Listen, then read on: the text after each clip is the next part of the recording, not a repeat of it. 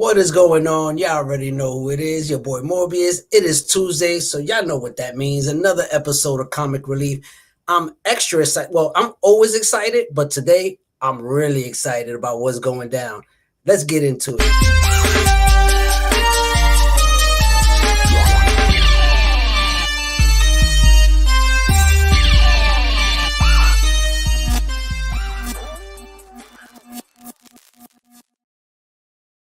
What's going on, y'all? So y'all wondering, where's everybody at? Well, before I bring everybody in, well, that's just the thing.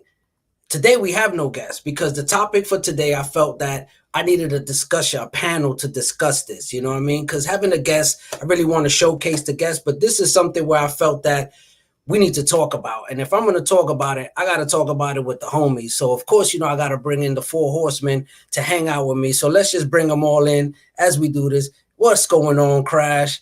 What's going on, Skeme? What up? What is going on, PJ? Y'all already know we got the family in the building. Comic Relief aficionados here hanging out today. I'm excited to get all these three brothers together because they are busy. So I was happy to have them together today with me. So, fellas, what is going on? How y'all been? Let the people know. Good to see y'all. Great to see everybody here. Nice and healthy. Yes, I'm living the Paul Morris life. You know what I'm saying? I don't wish that life on nobody, man. It's been a little hectic, a little busy this week, but we're getting there.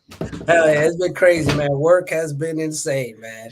But guys, let's just say what's up to the chat real quick. We got about 9 people hanging out with us right now. So let's just get into it.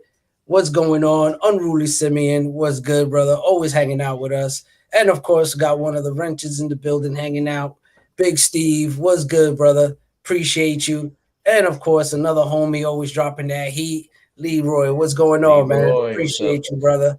And another guy who was dropping heat today, he pulled out the whole Strange run on me. You know what I mean? Big John. You know what I'm saying? I just pulled out one. He went all in. I was like, that's what I'm talking about. Epidemic today, man. Everybody. It was definitely an epidemic today, man. And of course, we got the homie Justin. What's going on, my brother? Appreciate you hanging out with us, man. Always a pleasure to see you in there. Oh, we got another homie. What's going on, Rage? Salute to you. Appreciate you hanging out with us, Rage. You know what I mean? Let's see who else we got in the building. Oh, we got Philly Bone. What's going on? Appreciate you hanging out with us. Who else we got in the building? And of course, we got Jason. What's good, my brother? Always a pleasure. What's up, brother? Always a pleasure. Big Jason in the building. Let's see who else we got with us. All right, I think we're caught up. And of course, fellas, y'all already know before we get started, salute, cheers. Hello. All of you, cheers to the chat. Y'all already know. Cheers. And yeah, man, I don't know, man. I'm excited about today, man. I've been wanting to talk about this for a while. It's always something that's been on the back of my mind.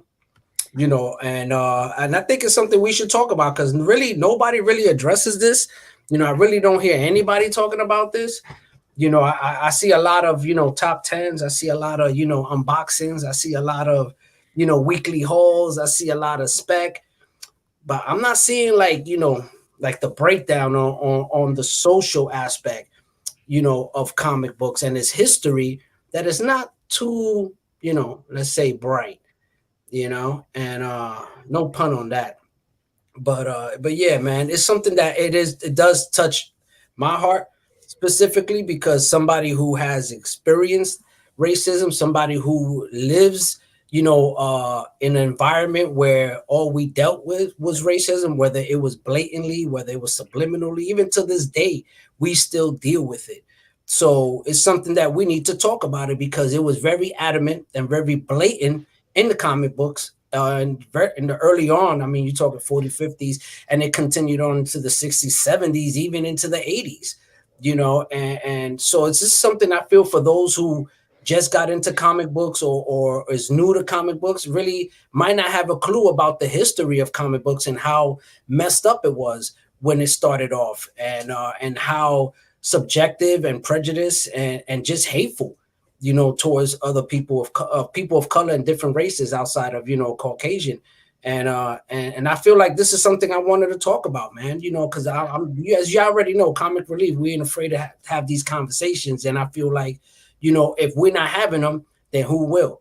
So this is why we're here today. And of course, if I'm gonna have this conversation, I gotta have it with the homies. You know what I mean? Because obviously, they're very well educated brothers, and they all come from different facets of life. And as you can see, this panel right here is very multicultural. So it's not a biased thing. It's just the truth. So we're gonna stick to that. And I guess I'll Krash, man. You want to lead this off a little bit? You want to have your take on it? I set it off. I wanted to comment. It was a comic book that you had put up.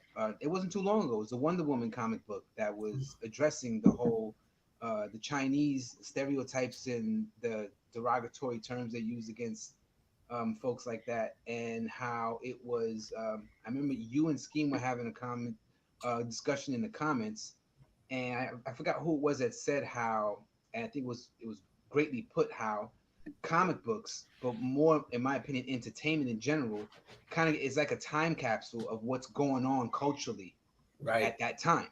Right. So, perfect example. I know we're talking about comics, but just to kind of underline the point, those old Tom and Jerry cartoons. I mean, growing up as a kid, I enjoyed them. I thought I loved them. And some of the racist stuff, I wouldn't see it right away at that age, and it wasn't until later on I saw some of it. I mean, of course, some of it you did see, other parts of it you didn't see. But the point that I'm bringing out is how it wasn't like there was this agenda to say, let's try our best to be racist. It was more so like, this is natural human behavior that has been cultivated in this particular direction. Now, how people say that racism isn't interwoven into our society, that right there, the example I just gave you, proves that totally false. Because there are people that are not actively trying to be racist, that do a lot of racist shit and don't even realize it until somebody else puts them on. Like, yo, did you even bother seeing it from this other perspective? Right. And unfortunately, there's just too many people like that. And unfortunately, there are people that are intentionally like that use that excuse. And that's something that, of course, as an individual, you have to discern for yourself. But yeah, I just wanted to set it off with that example. Yeah, it's funny you say that, because I actually had that image here, which is Wonder Woman, which was actually the one I had posted was his first appearance, which is Egg Fu. You know what I mean? Which is definitely blatant fucking prejudice and racist against the Asian culture and its people. And you can clearly see during this time also, it brings me back that actually reminded me of Fu Manchu, where you go to Shang-Chi now, and that was another thing where at that time it was normal, because when you look at the actual character of Fu Manchu, that was a splitting image of how Hollywood was using that same image with the little hat, the big mustache and the teeth and the, Hollywood. They literally just took that image and turned it into, a comic book character. And that, like you said, it's a reflection of our time. So this is what was pumping out. That's what's crazy, though, right? The original character of Fu Manchu, I think he's from like the turn of the century. He's like early 1900s. I think he's it was like 1920, I believe. Yeah, like the pulp magazines. But you're talking in Shang-Chi in the 70s. You still look at the way they colored him. He was very yellow, almost. Now, I don't know if there was like an in-story reason, because I know he takes like elixirs because he's really old, I guess. Like, he's lived a long time. So I don't know if they would try to like cover themselves by use that as a whatever he's taking is making him look that way. But either way, they colored him very yellow. Like, and that's the 70s. They were still doing that. Like, like Krash was saying, just almost subliminally, like they just wouldn't even acknowledge, wouldn't even think like, oh, someone might not like this. This is really offensive shit. We probably shouldn't color him so yellow, but they just. But you know what? Roll with it anyway. The crazy thing too is, so like like we all agree on, it's a reflection of what's going on in society and time at that moment. Right. And when you think about it, at that moment, who were the enemies of America? Right. So of course we're going to paint this picture of the enemies of America: China, Russia, certain countries. Right. But then you also have, and just life in general, the racism that goes on, like amongst Asian communities, amongst China or Japan and Korea. I think today is March 1st, and today is whatever year it was when Korea liberated themselves from Japanese occupation. So it's like the racism just goes all across the board, you know, and we don't know what was portrayed in Japanese comics. Right. Towards us. Americans, yeah. Because I'm sure in Japanese comics, oh yeah, we are referred to in certain ways. I mean, I look at an anime that was made in the 90s. There's still black people in anime with big lips. Big lips, yeah. In the 90s. Yeah. I mean, look at Dragon Ball Z, Popo. Right. You know what I'm saying? When you look at Popo, he was straight blackface. You know what I mean? Like, you know, and you look at that, you're like, holy shit. You know, even that name is kind of sus. Right. Right. Exactly. You know what I mean? What up, Big Wiz? What up, Wiz? And that's what it's like. Everything reflects the time, but at a certain period in time, it's like, okay, enough with the stereotypes. Right. You know what I'm saying? It's like enough with the stereotypes. Like if you've been doing it since the 40s, at some point it's got to stop. Right. Exactly. And I think Marvel, DC, I think at some point they was like, yeah, it's not, you know, politically correct to do this or that. Right. And unfortunately, some took a little longer than others, you know, to catch on. You know, and even when we look at, you know, like let's just stick to Marvel right now. I want to, you know, you got the black, you know, exploitation films and all that came out in the 70s, you know, but then because of that, that's how we got Luke Cage. You know what I mean? The typical gangster went to jail, you know, got powers, came back out. He from Harlem. You know what I mean? Like you that is like straight out like one of these movies, you know what I mean? Like Shaft, but then you just gave him superpowers. You know what I mean? It's like that's where you got that from. Say again, what happened, Bo? He's bulletproof, basically. Right, he's bulletproof. Right. So you know, so when you look at that, you know, right. And then the other thing too, which what I was, you know, as I was, you know, doing this and looking into it, was also when you think about it, it's like, man, like in the sense where why they have to put black in front of the character, like Black Goliath, you know what I mean? Black Lightning, you know, Black Panther, like what, you know, you don't see like, you know, like I was saying before, like, oh, the White Magneto or, you know, the White Fantastic Four. You know what? But though, but like, what was the purpose? Like, what I felt like that was kind of also it's like an undertone. I feel like, especially because when you think about all of like the blaxploitation movies, right? Black Caesar, Black Shampoo, like all of them, I felt like the term, and keep in mind, a lot of those movies were spearheaded by black actors and actresses. Right. I feel like the black gave it power because nothing that you say, like, the only thing that sounds like it has power, white supremacy. And I'm like, whatever. Right. But when you say Black Caesar, you're thinking like, oh, this dude's the Don. Or you say Black Panther, it's like the word black just has power because when you associate black, you associate it with the fist. Right. Which was power.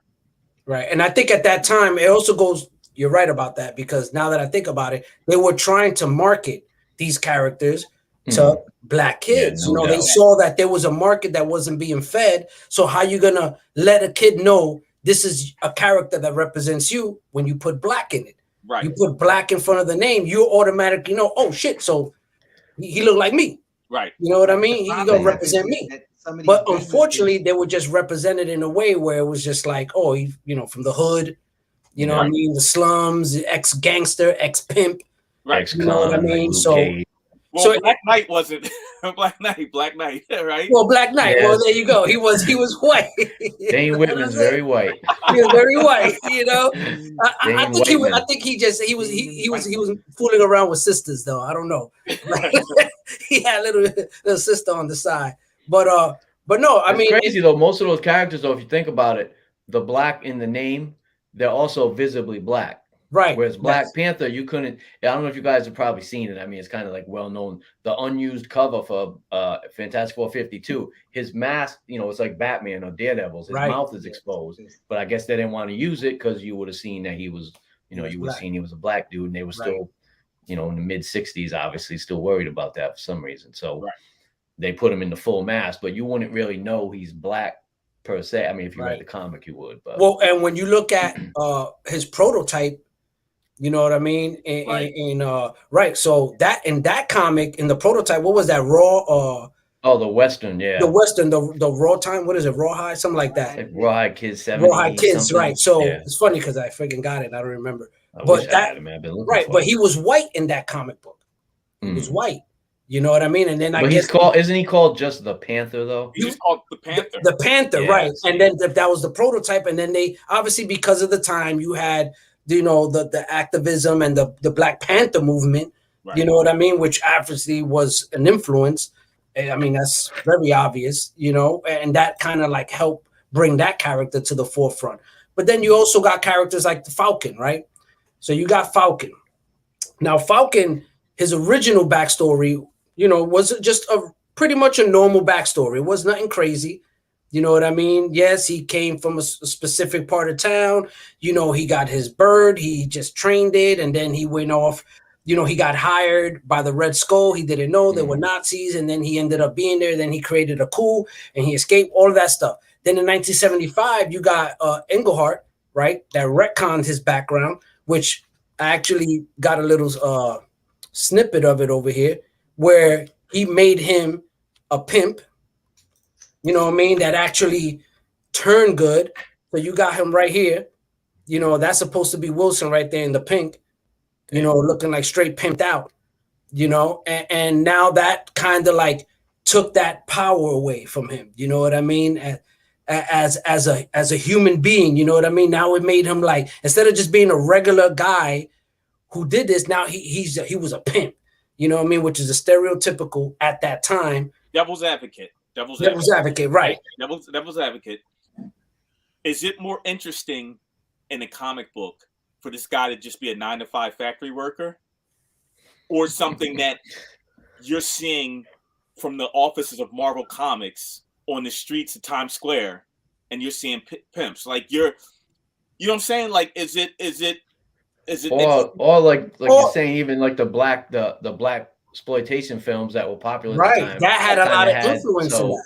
Right. If you were a white writer in the 70s, you're like, I don't know what's going to appeal. Let me try this. But if you look at, let's say, Black Goliath, he had a totally different origin story. He was a smart scientist, right? You know what I mean? Like he was knowledgeable, he was intelligent, and he gave himself those powers, and all that. So if you look at that end of the spectrum, then you kind of realize, like, well, that influence wasn't there. Right. You know what I mean? So they kind of came at him with that blank slate of saying, like, hey, we're just going to make him a scientist and da-da-da. So they could have done that with just anybody. I mean, they're white pimps too. You know what I'm saying? It's just at that time, all we saw on the TV screen, right, in the movies was black pimps. Right. You know what I mean? And hamming it up for the TV, So I think, or the Hollywood, and what up, Dave? So, I think trying to make before though was that although comic books are entertaining and they're great to read and we love them, at the end of the day it's a business. So going back to what Skeme was saying is that you're basically you have to sensationalize something in order for it to be attractive for people to get into it. If it's just regular day-to-day 9 to 5, people are not going to get into it. But to play the devil's advocate, the problem there, I understand what Skeme is saying about the initial response, but then what happens is then people get lazy and depend on lazy tropes. I think a lot of times the reason there's so much racism in entertainment is because you have people that are not of the race that they're writing for that just get plain lazy and rely on the easiest thing they can rely on. Like you said, I go down to Times Square and the first thing I see is this dude with the feather in the hat. Oh, black dude. Okay, cool. Then they're all black folks. Like, it's just lazy thinking. You know what I'm saying? So there's that. And the issue is that there's no incentivization of making this person think outside of the box because of the deadlines. You have to hurry up and get it in, get it out, make your money, keep it moving. So the environment doesn't even support having the time to say, you know what, let me really do the research on this so that I can represent this properly. Because at the end of the day, businesses, the only reason they're altruistic or do those nice things is for PR. That's it. At the end of the day, that's not what sells. Right. But look at so even when you look at movies, like specifically LA movies, and you look at the gang culture, right? And you always see the Latinos with the gangs, right? There was a whole movement a few years back about, like, why are we keep getting these roles and so and so and so and so, and like that's not all we are. True, but you keep taking those roles and aggravating the situation. Stop taking the roles so you won't get written those scripts. But the problem is people will be like, I can't miss a paycheck. So you're going to keep taking the role of being, same with Italians. Come on. You can't tell me everybody's a mob member. No. Well, I mean, as we know, Hollywood is all about stereotypes. Right. But stereotypes sell. Exactly. If Pacino, De Niro, and all those guys keep taking those roles of being John Gotti, that's what every Italian is going to get. Mm-hmm. You know what I'm saying? And so until somebody says like, yo, I'll pass off this check. I don't need the check.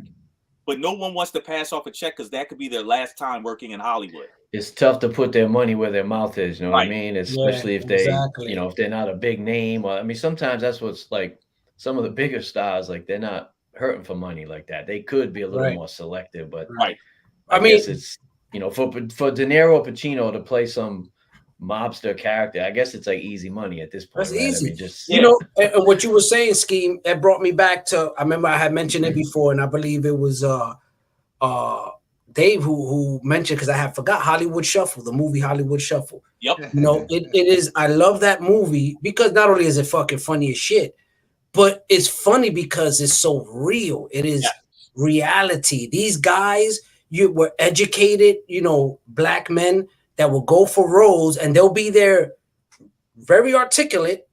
Yes. So what do you want me to? Okay. Yes, I did Broadway. I have performed on stage and I've done Hamlet. You know, I have an acquired taste for certain, you know, things. And then they're like, no. I just say jive turkey. You know what I mean? And he's like, oh, okay, jive turkey. And he's like, no, you need to be blacker. You need to be more black. You know, he was just like, what the fuck does that mean? Like, you know, and that movie was just spot on of what Hollywood was about. That you had these guys who had no other choice. You had to eat. If you would act at that time, you're gonna play a pimp, hustler, hoe, druggie, you know, something, you know, that is degrading to our culture and to our people, but you had to pay bills, and they knew that. They knew if you ain't gonna do it, he gonna do it. Right. You know what I mean? If you don't want to, okay, next. You know what I mean? Like, and I think that exploitation of the it's culture, like a weird, it's just like a weird, like you have to, I guess, accept it, but it's not right. Like, and that's why I can't say anyone's ever said it to me, at least not to my face, and I don't think I carry myself that way, but whatever, I guess opinions vary. But I'm saying, like, I know there's like an expression, I've seen it online predominantly, but like someone will say to someone who's white that he's trying to act black. And generally when they say that, they, you know, either the guy they're referring to is listening to hip hop, or he's got Jordans or whatever. It's usually like fashion, you know, something the way he looks, maybe the way he talks, but you know, I always thought to myself, like, what? So, and sometimes it'll like a black person may be saying that to him, and it's like, well, why would you limit what you perceive like black people to be, like just this one stereotype of like hip hop, blah blah blah. Right, like, that's a black person, right? That's the ignorance. That's right. Yeah, correct. It's like correct. But it's like Morbius basically was trying to say, it's just people want to put you in that box, and it's just easier to just keep you there than to let you kind of expand and very easy. Yo, so I want to bring up this comic right here because this was like, I love this series. Hold on a second. Let me see if I can get a good. Got you there. All right. Yes. So Scalp Hunter, Weird Western Tale. Scalp Hunter. Wow. Right? Wow. Now, cool. The thing with this particular issue right here is there was a black guy who was a slave, right? Was made to fight the Native American guy for his freedom. Which is crazy when you think about it, that they're going to put that, you know what I'm saying? Like, that's crazy that they would do that. And I love, first of all, the title's called Scalp Hunter. Scalp Hunter. You know what I'm saying? That in itself is racist right there. Right. Big time. Now, is this comic racist? Yes and yes. Yes. Right? Yes. The title Scalp Hunter, the Native American guy. Like, you can draw anybody you want to draw. But the fact that you had slaves fighting the Native American, right, for his freedom, and in the long term they fight and then they kill all of the white men that's around and the white women around in the town. You know what I'm saying? So it's like that shit's it's racist. Yeah. But no doubt. It was kind of like a message at the end of it, like, yo, this dude got his freedom, and Scalp Hunter went about his business. Right. Because he knew, like, yo, I'm not going to fight this black man. Right. And you know, there's truth to that, right? Right. There's historical truth to that. Right. This was known to happen. Yeah. You know what I mean? Where they would take slaves, you know, and have them do matches and fight. Right. You know, just for fun. And if they die, whatever. You know, and they would have them combat like the strongest, you know, Native American or whatever, and they'll have them go. I've read about this in our, you know, in history. So it's funny how there's actually some truth to that, you know, but that's what makes it crazy, you know, because it's like, yes, it's racist. It is blatantly fucking racist, but it's true. It's historic. Like it's a story. That actually happened, right? You know, and to me, that's what makes it so much more fucked up. You know what I mean? Because it's not some fanciful shit. You know, that's actually historic. So that's where sat down and said, we're going to package this as something that's entertaining. So right. It is from history, but someone made the decision to say, let's make this entertaining. And and that's where I believe Skeme is coming from, the fact that they actually chose to highlight these two races fighting like this as as a way to entertain their readership, which is who? Primarily white audience. The white audience, right? It was to entertain the white audience because that's what they want to see. They want to see, you know, two colored people, you know, going at it and killing each other. You know what I mean? And they don't got to do it. But which underscores my point, which is the fact that all this stuff, stereotypes, all those things, they're easy marketing tools. You know what I'm saying? Marketing, it's all about the marketing. And if you can condense a whole bunch of something into one thing and push that message out, then you're successfully marketing. So that's basically what a stereotype is. Boil everything down to what people know about it, because you don't have the time to explain shit to nobody, because that's not what you're there for. You're there to entertain folks and make money and keeping it moving. You know what I'm saying? Right. So, and that the thing is, that's the part that gets lost. But at the same time, people have to do better. That's the way it used to be, but it doesn't have to continue to be that way. Although it may make sense the way I'm putting it out, doesn't mean it has to stay that way. By making it make sense, people will understand and say, oh, that's how it happened. Let's see how we can change this and make it better. Right. It's kind of back to what you said earlier, though. It's just lazy, basically. At the end of the day, people are just lazy. It's easy money that, you know, they don't have to think too much. So here's another one. And this one kind of surprised me because it was a black man saving his white friends from the Native Americans, right? Which, you know, that's a rare thing. Like, the black man is never the savior. Right. So this is DC Comics, Tomahawk, right? Hold on. Let's get you zoomed in. That's dope. Yeah, that's dope. That's a and dope it says like Neil Adams. Black Doctor, if the boy dies, so do your ranger friends. So here we are. A black man is responsible for saving white rangers if the kid dies. Because the ranger was a doctor, and he was the only doctor on the ranger's side of things that could save this boy. That's a rarity. Like, it's first of all, it's still racist because you know, you got like the savage Native Americans, right. You know what I'm saying, against, you know, the wholesome rangers, right? Of course. And then, you know, okay, if you don't save our child over here, we're going to kill you. Like, it's like you're making them out to be savage. Like, right. Exactly. What was the name of that title? Tomahawk. That was another Tomahawk. That was Scalp Hunter. Yeah, DC is DC big on those. We're starting to see a little, you know, pattern here. I was talking to Krash earlier. I mentioned that how when Black Panther got his own title in the 70s, the title he was placed in was called Jungle Action. Action. Like, you know, so even that was that's, you know, exactly when you read those little undertones, you're kind of like, really, Jungle Action. That's what right. Jungle, black guy. What is the readership going to recognize? But Jungle Action didn't start with Black Panther. Right. No, I know that, but I'm saying it was. Well, that's even worse. But it's funny how worse. put him into it. You know what I mean? And they they thought felt there was a connection. They thought their readership right. would get They felt there was a connection there. You know, but it ended with him as well.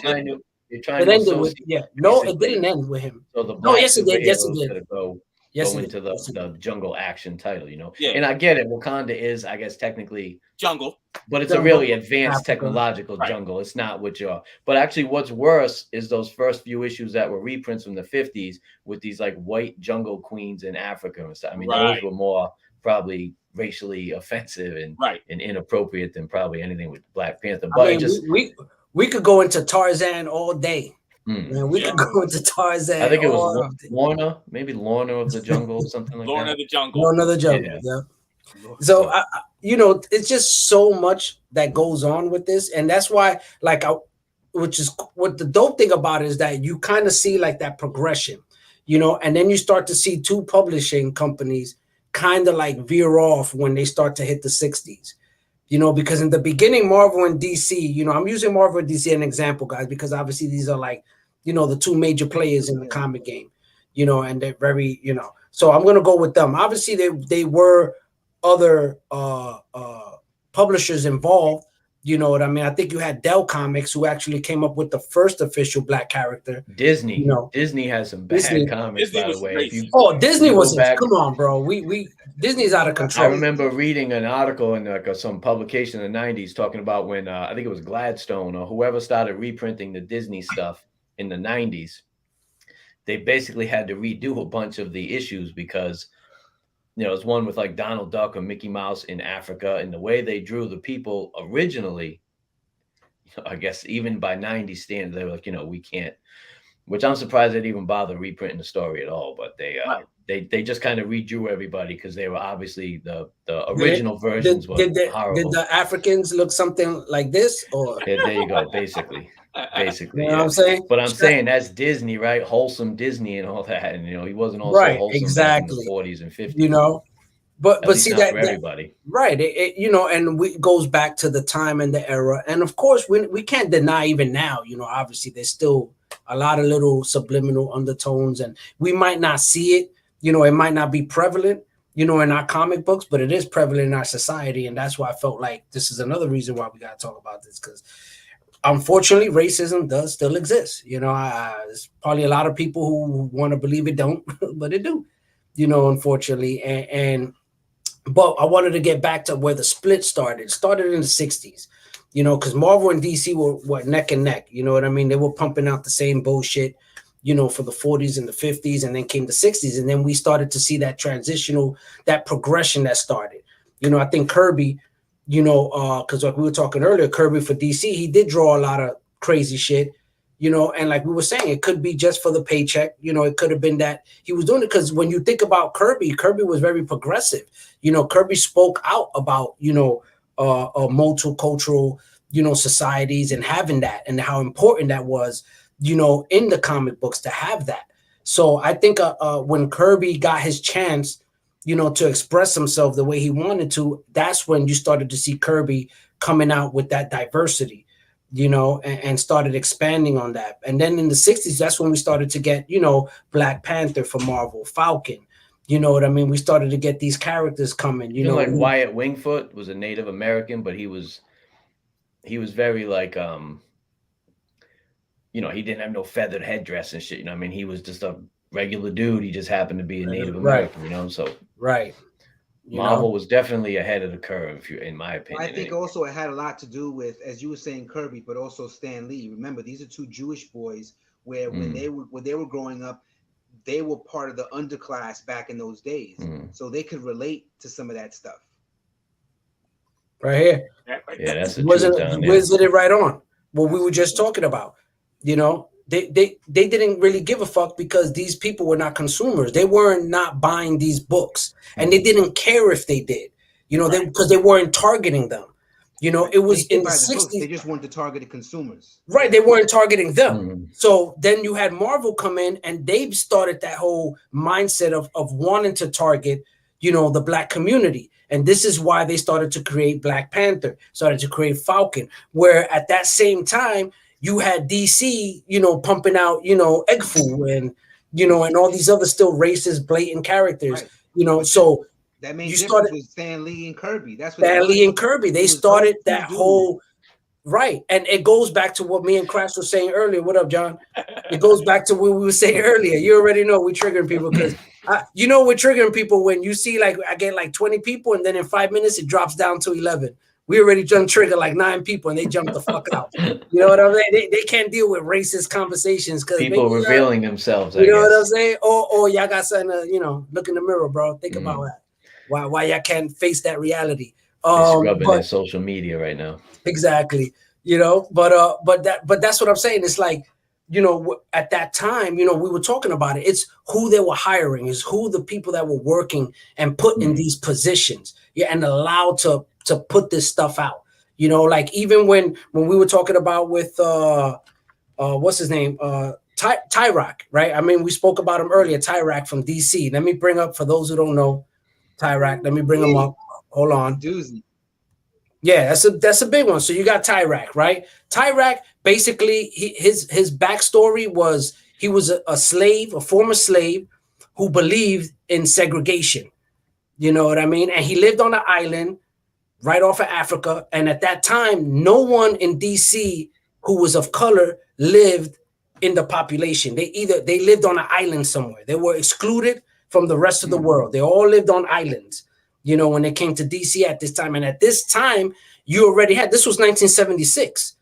You know what I mean? That's late.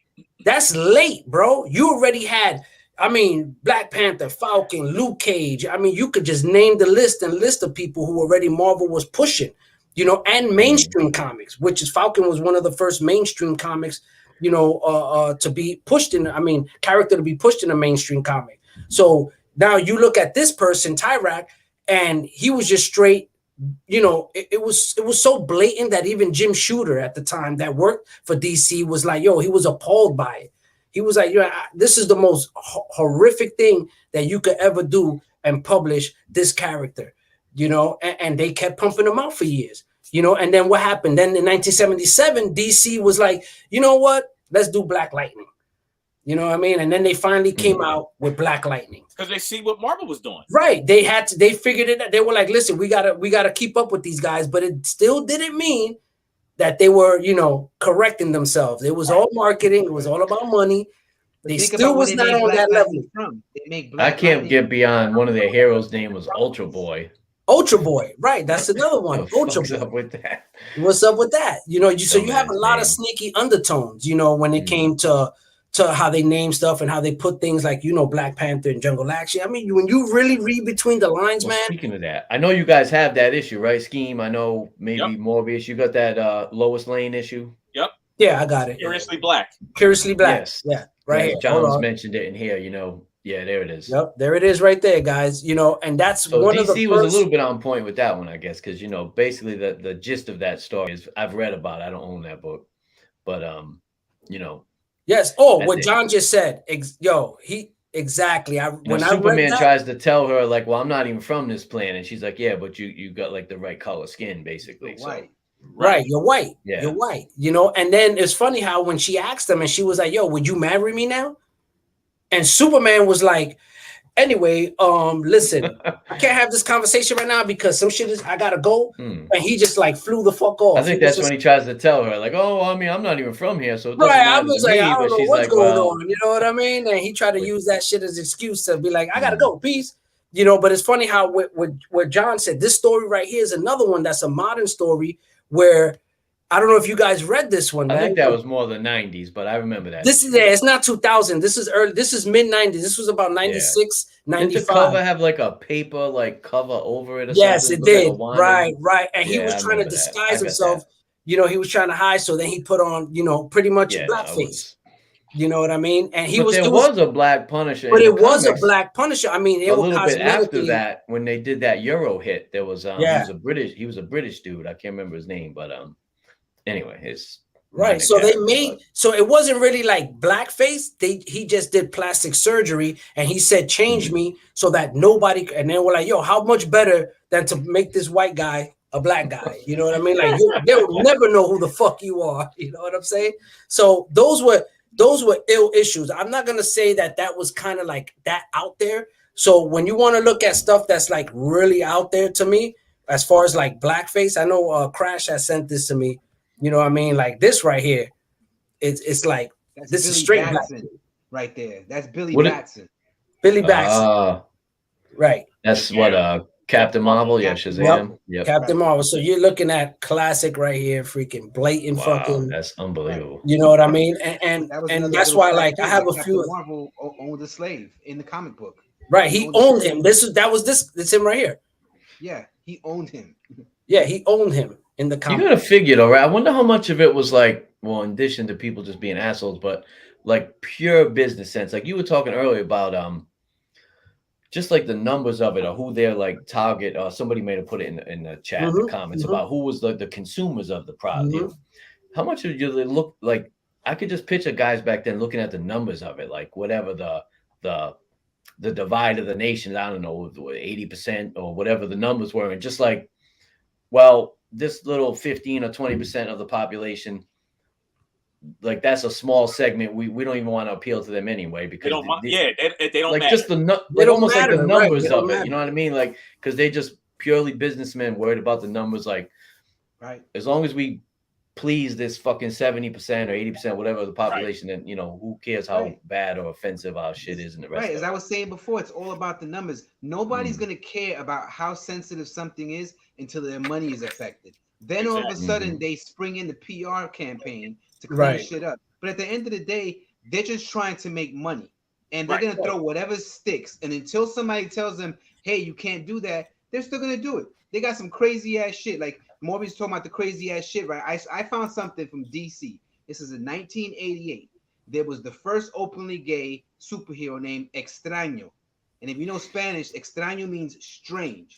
So they call this openly gay guy Strange. Strange. All right. This dude is strange. So now, and not only does he act stereotypically gay, but his arch nemesis is an HIV infected vampire called Hemogoblin. God damn. Oh, who gave him AIDS? Who gave him AIDS after who gave Extraño AIDS? Yo, this is that book. This is DC 1988. 88, bro. Which was DC? What? The AIDS epidemic. We had that big AIDS epidemic. So and they were proving that it was gays that had AIDS, and gays were the ones spreading it. You know, that dumb shit, and they just fed into it. So it's once again, it's right. I gotta find that book now. I gotta get that shit. So it's marketing.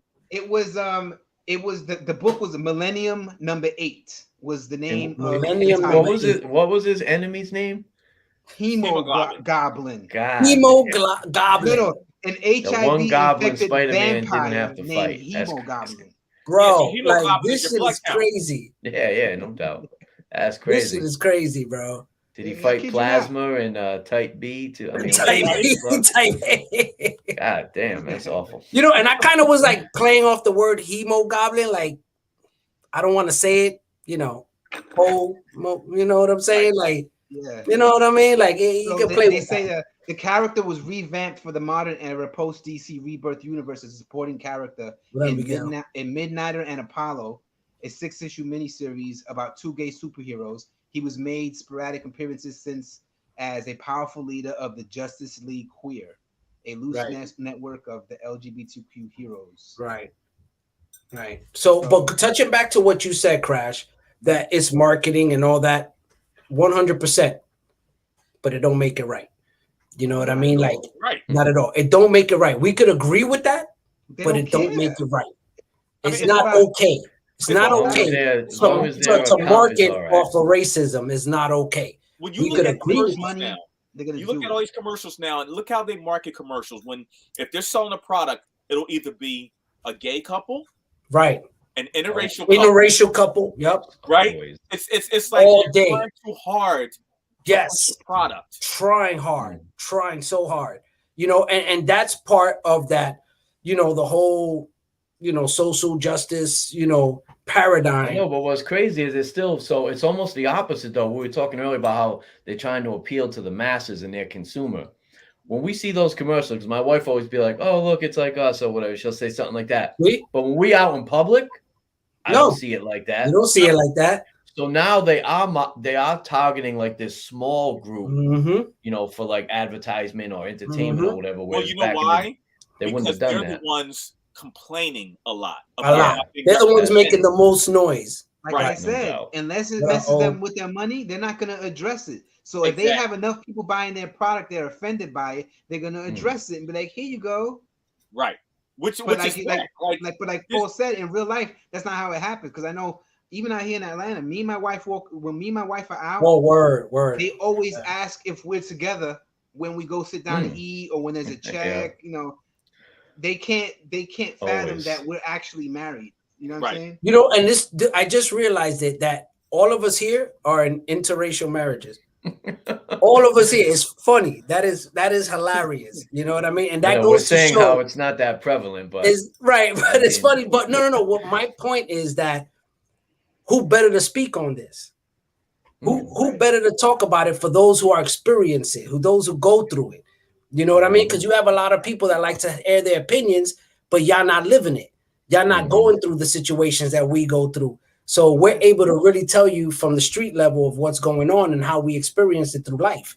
So, but going back to the comic books, you know, I want to stay on topic. There's one character that I know I want to talk about X-Men because we got to come back to Marvel. I know DC is like fucking horrendous. You know what I mean? Even all the way up to the 80s. Exactly. So fuck Scheme, DC. you should get rid of all them DCs, man. You should get rid of them. No, I can't. I was gonna say that tomahawk was crispy as hell, though. I know, right? Yeah, very. But one character I know, and then once I touch on this, I'm gonna let Krash touch on some X-Men stuff because I know he got some stuff for y'all. But this is a character that I know went over a lot of people's heads. I mean, it didn't hit me until, of course, in adulthood, and it's like Jubilee. Right. He's Asian. Fireworks.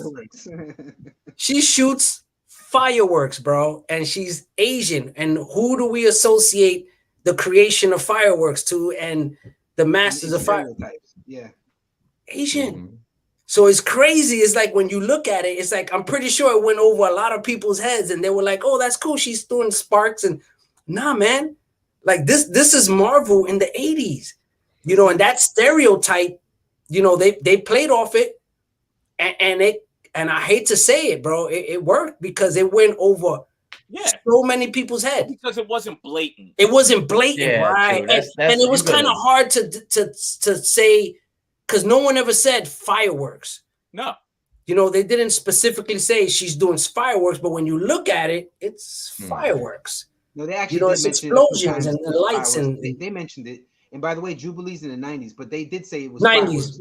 But see, this is the thing. Along with Skeme said, I believe that the reason most people didn't catch it, and you could be forgiven for not catching it, is because at that point, X-Men was known as the most diverse team in comic book history already at that point. Right, exactly. You know what I'm saying? But the problem, like I said, I wanted to also talk about X-Men because I didn't want to, you know, everybody that knows me knows I love X-Men, but they have their fair share of situations as well. Yeah, man, talk about it. The situation is that they relied on lazy tropes. So although they had the most diverse team, like for example, they made the Indian superhero the Tracker. You know what I'm saying? they made the Asian, you know, superhero call everybody Sun, Professor Sun, Colossus Sun. You know, they overuse that word. So they get into these lazy tropes because it goes back to what I said before. They just get lazy. They figure, you know what, let me just make it diverse, and then I've done my job. And after that, I don't have to think. I've done my part. I've met the quota, so to speak, and let me keep it moving. So it's easy to dumb things down. It's easy. Right. It's real easy. Easy for a dumb audience. Yeah. Yeah. Right. For a dumb audience, you said it right. And just to answer this question, no, Marvel never admitted to that. You know, these are just things that you just have to pick up on. Yeah. Which is crazy because Claremont was pretty he's a pretty progressive dude and was really ahead of his time, even though Krash has illustrated some of the things that are I don't want to say subliminally, but even Skeme mentioned, with Jubilee, that's next level. Most that will go over most people's heads. They won't even acknowledge that. But right, you know, for the most part, I think X-Men did you know, at least Claremont tried, I guess you could say. You know, I mean, some of the things it's probably just was ingrained in him. I mean, he's an older dude. I mean, I think he's from Great Britain, but you know, he still grew up in the times where, you know, some of that stuff's just ingrained. I think they did an amazing job. Yeah, he did, man. He did. You know what I'm saying? Well, it just goes to show you that kind of the time. Well, then again, let's read between the lines. I'm gonna be the devil's advocate. What if he chose that because of her culture, that where it's something that was innate in her because of her culture, where they master that, so she comes from that generation who actually, let's say, created that. You know, maybe they didn't touch on it so much, or maybe it was something that he thought was like, oh, this is perfect because obviously this is part of her culture, so this will be synonymous to her in her sense and giving reverence to her culture. So we could look at it in that perspective, because we could keep doing this because it was never touched on. Right. You know what I mean? Once they speak on it, then they speak on it. But outside of that, we could just, you know, throw shit in the air.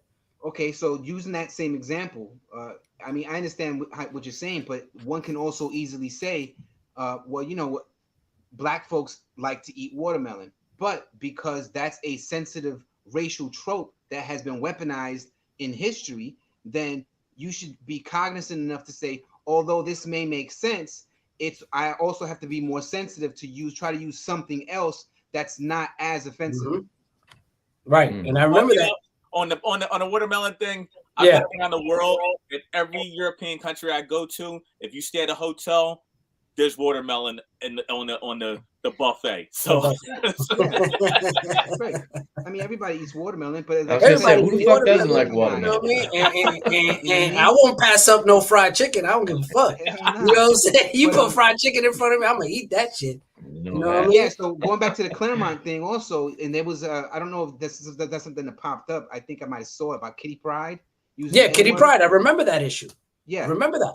She said the N-word, but it was in a reference where she was just trying to make an example.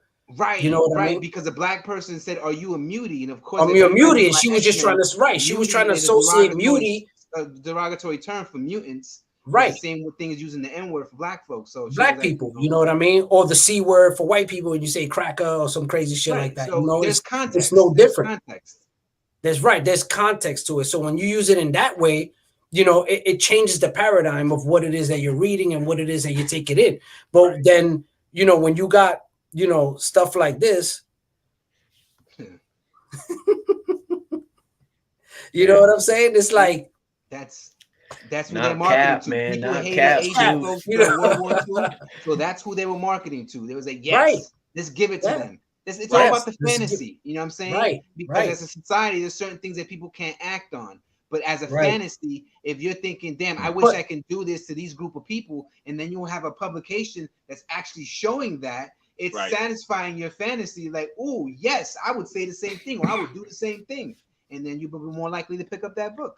Right. And going back to marketing to a certain person, I think, I believe that even during that time, you know, the reason why they weren't marketing to black culture is because they didn't give a fuck to market to them. It wasn't that they weren't able to pick up the book or work. I believe that even during that time, you had plenty of brothers and sisters who were picking up those books and were reading them shits and were like, damn, this fucked up. Like, you know, or they were just reading it and overlooking it because at the time it was just a custom. That was the norm to be that way. But I truly believe in my heart of hearts that they were not marketing to the black culture or to people of color because they didn't give a fuck. You know, it wasn't that they didn't have money, because there were plenty of people who had money. There was plenty of people who buy the comic books. They just didn't care to. You know what I mean? Because when you see the content they're putting out, it's obvious, bro. It's obvious that they're targeting, you know, a specific, you know, people. You know what I mean? By what they're putting out, in the sense of trying to let other people know you don't want to fuck with this. Right. You know what I mean? Because this ain't for you. Whoever they feel is gonna put money in their pockets. And there's only when you say they don't give a fuck about black folks, the reason they don't give a fuck is because it's in their ignorant belief that Black folks are not a source of viable income. A viable income, you're right? Not going to get enough money from Black folks. Money from them, but it doesn't mean that they weren't capable of that. Society, exactly. But doesn't mean they weren't capable of that. That's my point. They were capable of providing some type of economic status to the comic book and bring revenue in, but at that time they didn't value them. We weren't. I just think they didn't want to give. They didn't want to give maybe like minorities, Black people, like a positive representation in like popular media. They didn't want people to be like, oh, look at this guy, he's a doctor. You know, they wanted to keep it right. You know, unfortunately, like Separate. Low and you know, know, go down to the lowest, you know, stereotype they can come up with. And that goes back to where we started speaking before, where you have these Black representations, but at the same time, we have these Black representations that are not in the sense of where you had this white representation where, you know, these Black representations are pimps, hoes, you know, ex-slaves and, you know, and all this shit. When you rarely had those little, like, you know, gems, like I said, with Black Goliath, where he was actually a scientist, you know, the dude grew up, you know, in a good area, you know, and you know, so these are things that, you know, I look at and I try to like gauge on that shit, you know, and be like, hey, you know, what exactly were they trying to do and what were their intentions? And it's clearly when you see the product they were putting out, what their intentions were. You know, they just did not care. They knew it was a viable source. Believe me, I truly believe they knew that. They just did not give a fuck enough to give them that access. They didn't want them to have that access to these, you know, they wanted to keep them away because they felt that they were, you know, they lower than human, you know what I mean? We're animals, you know what I'm saying? Yeah, you want to keep perpetuating that stereotype. Right. You know, that's the concept that was back then. You know, we're less than human. You know, we're 3/5 of a man, bro. You know what I mean? In their eyes. So I mean, it's still, look at the NFL, the coaching situation. It still goes on. It still goes on today. You know, so I really feel like a lot of this stuff, like, it's cool to acknowledge it, but at the same time, we cannot dismiss a lot of the bullshit that was put out. Like when we say, yeah, it's marketing, yeah, it is marketing, but it don't make it right. But it's bullshit marketing. You know what I mean? And it didn't help us at all. Right. You know what I mean? It held us back until what? Until after 50 years of comic books, you know, then we get, you know, a leg in, and then we still really didn't get the leg in. We still got some half-ass shit. You know what I mean? Where we got a next pimp who became a fucking superhero. So what are you telling me? You know what I mean? Marvel was doing back to the like, you know, poll you had a couple weeks ago, and some of the stuff. But you know, I mean, Marvel was in the Silver Age, trying like Robbie Robertson. He was like the editor of a big time paper in New York. He was Black. Like you said, Bill Foster was like a scientist. He becomes Black Goliath. Right. Right. Even like Black Panther, Wakanda is not. Like, yes, it's in Africa. It's like a jungle, but it's like highly advanced tech. Yeah, right. They're like the highest technology, most advanced nation on Earth, you know? Right. So they sprinkled it in, they tried, but, you know, some of it, like we mentioned earlier, you know, you don't know what the publisher, the pushback was, you know? Yeah, if really they wanted to keep going more, and the guy was like, all right, hold up now, let's, you know. And I could see that happening because it's always the boss who's like, whoa, slow down. Yeah, exactly. Facts. Oh, that FF book with Black Panther on the cover sold a lot, and they're like, yeah, but let's ease up on that. You know, I could see that happening easily. You know. Oh hell yeah. You know, and just, you know, I know we got a few minutes left, and I wanted to showcase some more stuff real quick before we head out, just to, you know, highlight a few things. Like this issue right here was crazy. I know all of you Superman fans, like, it's crazy. Yeah. You know, in this issue, he actually went back in time. Because, you know, you had a real big investor, realtor, whatever guy, you know, a real estate guy who was just complaining that he, you know, purchased the land illegally and all this stuff. So Superman went back in time, took them out, Native American, took the land, and then went back to the future and then sold it legally to Homeboy so that he could own it legally. Like, what the fuck is that about? Like, that shit had me like bugging out when I read that. I was like, yo, that's crazy, bro. Like, and that's the mindset. And this was the 70s, man. This ain't no old school Silver Age back in the day. Like, I mean, yeah, Silver Age, but it's not like 40s. Gentrification, pre-gentrification. Gentrification, right. This was gentrification before gentrification. You know what I'm saying? Like, it's crazy. And then, you know, you got Green Lantern over here. You know what I mean? That was his sidekick, you know, and he was calling this dude Pie Face. You know, he was an Eskimo. That was his sidekick that knew his secret identity. You know, but he was straight up shitting on why him. He called him Pie Face, right? Because when he met him, he's like, "Oh, you're an Eskimo? The only Eskimo I know is an Eskimo pie. So I'm gonna call you Pie Face." Pie Face. Yo, that's wild. You know, and the thing is, Green Lantern was very guilty of in old books featuring a character of every color skin except black. You can have a pink skin person, you can have a blue skin person, but you wouldn't have black skin folks in the Green Lantern. And what happened with John Stewart? Yeah, exactly. Well, actually, in that Green Lantern run, right, there's a obviously it's DC, it's not DC. Yeah, but I did read the Denny O'Neil, Neil Adams run, and there is that issue where the I think it might even be the first one, 76, where the black guy says to Green Lantern, like, you help all these, you know, the pink skins, the green skins, you help all these people, but how come you never help the brown skins? Like, basically, you don't help us here on Earth, you know? And he don't really have an answer, and that's when Green Arrow's like, see, and then I think the gist of that story is Green Arrow takes Green Lantern like around the country to see like what's going on in the world. Oh, and that was what, like 1970, 71. So that's crazy. I'll give DC props on that one. Yeah, they were a little progressive there, but you know, I was Denny O'Neil. Denny O'Neil, I get. Yeah, you know, and it's funny because it brings me back to Luke Cage's run. You know, of course, the artist, what was that, Wilson? Ron Wilson, right? Mm-hmm. And then the writer was white, you know, and a lot of credit to to Luke Cage was never given to Wilson because the writer leaned on Wilson because he was from Harlem. You know, so he leaned on him for a lot of Luke Cage's, you know, demeanor, who he comes from, his background, what he is, what he would say. You know, that's why you got the Sweet Christmas, right. You know, Jive Turkey, all that stuff. That came from Wilson. Right. You know, he developed this character.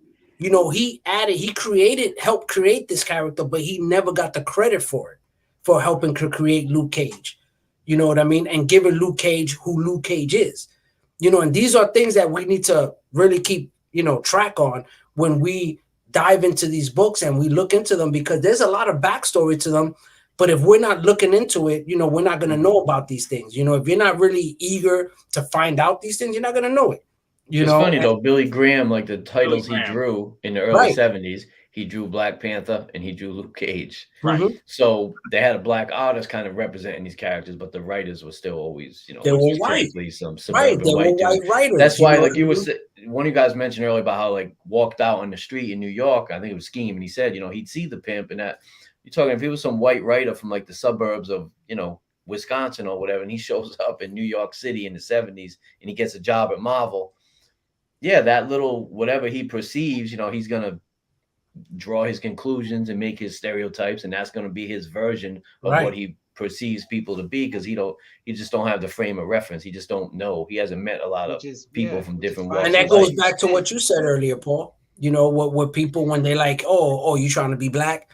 You know what I mean? Because now that goes back to that, you know, that small little put you in the box, right? All you see is that you think that hip hop, you know, fitted, boo, that means black, like that's synonymous that's to what's black. Crazy about that is that's like both ways, because I've known black people who told me that when they were in school, other black kids would say to them, "Oh, why are you trying to talk white?" Or like if they spoke proper English or whatever, you know, they would say English, like you're acting white, you're speaking white, and it's like, well, how do you get that mindset of like, well, unless I sound like I'm stupid, I guess I you know, I can't be anything other than black, you know? And it's like you hit it right on. Sounds stupid. But they've convinced other people, even black people, to kind of put that on, that like to hold you down. It's, you know, and it's like this weird dynamic that is, you know.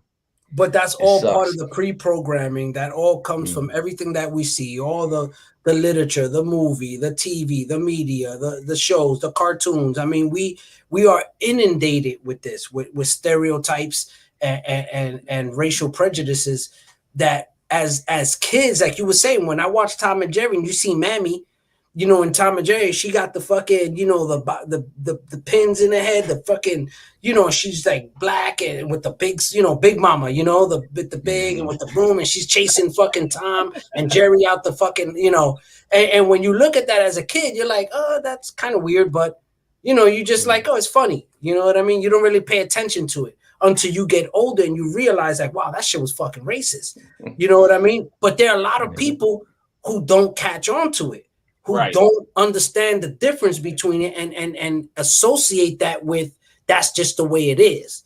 Yo, you know, that's normal. Remember the Justice League cartoons that we used to watch? Yeah. When they hell yeah. new characters for diversity. Remember what was his name? Apache Chief? Right. Was neither an Apache or a chief. Right. But because he was Indian, you call him Apache Chief? Or the Japanese guy named Samurai who wasn't a samurai. Right.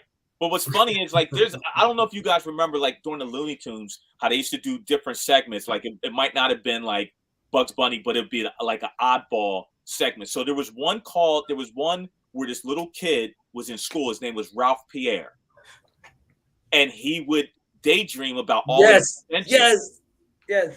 They don't show that episode anymore because he was fighting the Native Americans. The Native Americans, yes, I remember that. The Daydreamer. The Daydreamer. He's in the school. Daydreamer. And they don't show that one just because of that one segment. He did a bunch of adventures, but that one segment, you can't show this episode anymore.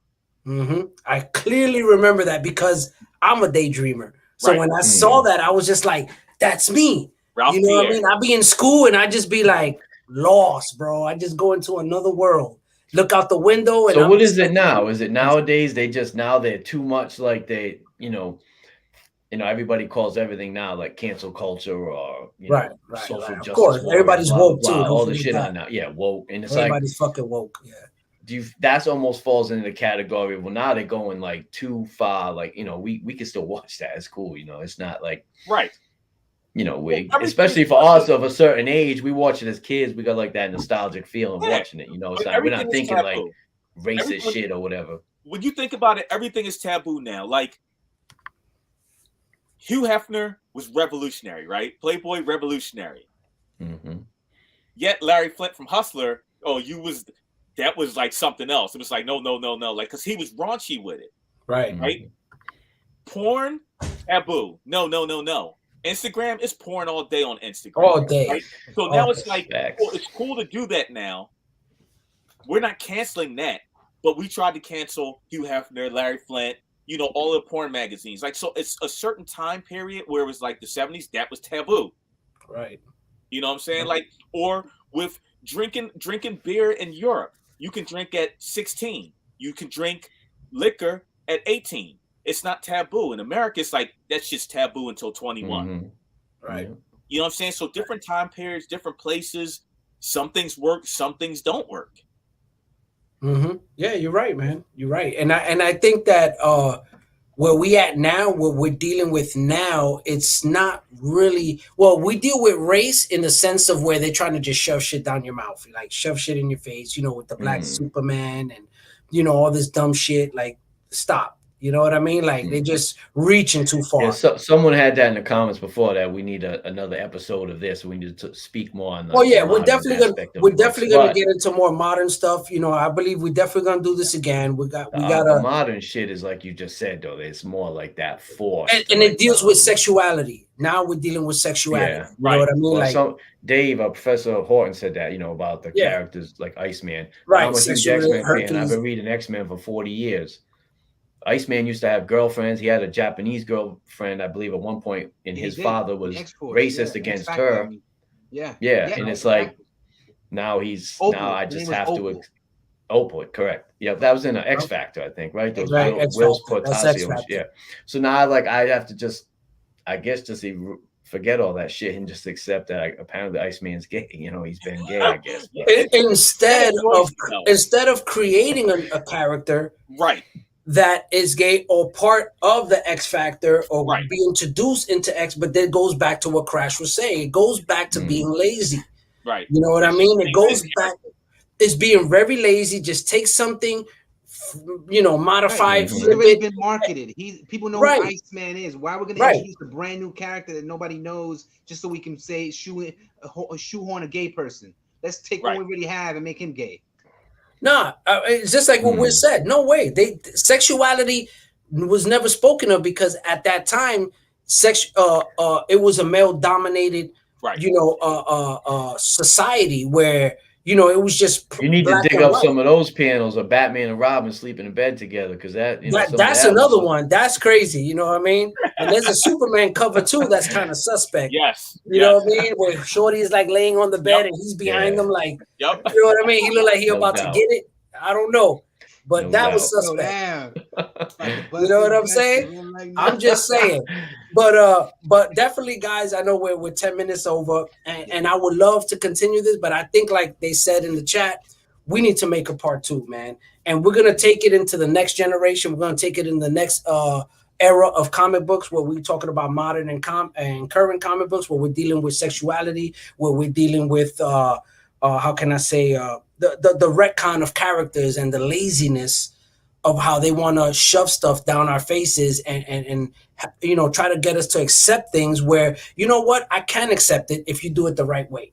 You know what I mean? But when you do it the way that you're doing it, where it's obvious, obviously not. You know what I mean? It's just like pandering, it's not right. You're pandering, right? Exactly. You just said it right there. You said it right there, Paul. Pandering. That was the word I was looking for. And even the party they're trying to appease by pandering, like, is cringy about it. Like, just right.